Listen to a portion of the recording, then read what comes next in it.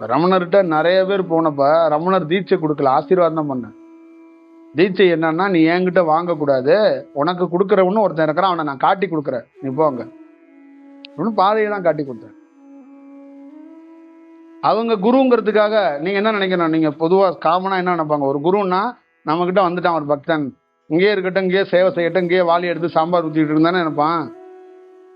யோகிராம் சுரத்துக்குமாரே ரமணத்தை தான் போய் உட்கார்ந்தாரு. ஆனா ரமணர் அவருக்கு தீட்சை எல்லாம் கொடுக்கல, ஆசீர்வாதம் தான் பண்ணார். அவருக்கு பப்பா ராமதாஸ் தான் அவரை ஞானத்துக்கான வழியை காட்டினார். ஆனா அந்த மாதிரி ஒரு சூழலை இவர் உணர்த்தினார். அந்த மாதிரி பல பேருக்கு, பள்ளிமலையில இருக்கிற ஒரு சாமி, நிறைய பேருக்கு யாரு யாருக்கிட்ட போகணும் அப்படிங்கிறத அவங்களுக்கு கரெக்ட் பண்ணி விட்டாங்க.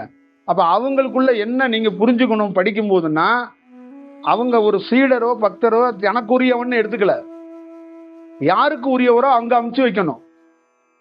அப்ப அங்க என்ன ஆகி போச்சு, பற்றேற்று போயிருச்சுல்ல. இப்ப நீங்க கூட்டம் நமக்கு எதுக்கு? இப்ப நீங்க இருக்கீங்கன்னா திருவண்ணாமலைக்கு நீங்க போனா திருவண்ணாமலைக்கு உங்களை தள்ளிடணும்.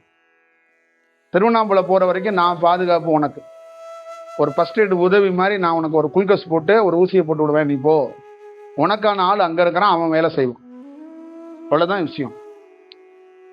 அதான் நீங்க அவசியமா எல்லாருக்குள்ளேயும் அதை பார்த்துக்கணும். இதை பாருங்க, நீங்க உண்மையிலேயே சரணாகதியில பிரபஞ்சத்துக்குள்ள ஒரு வேலை செய்யுங்க.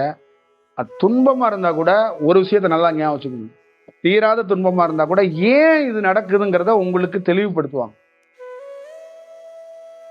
ஏன்டா இது நடக்குது நமக்கு அப்படிங்கிறத அந்த கிளாரிட்டியாச்சும் புரிஞ்சிட முடியும். கொஞ்சம் லேட்டா கூட தீரலாம். அதை தெரியாம இருக்கிறதும் ஒரு துன்பம் தானே, தெரியறதுக்கு வாய்ப்பு கிடைக்கும்.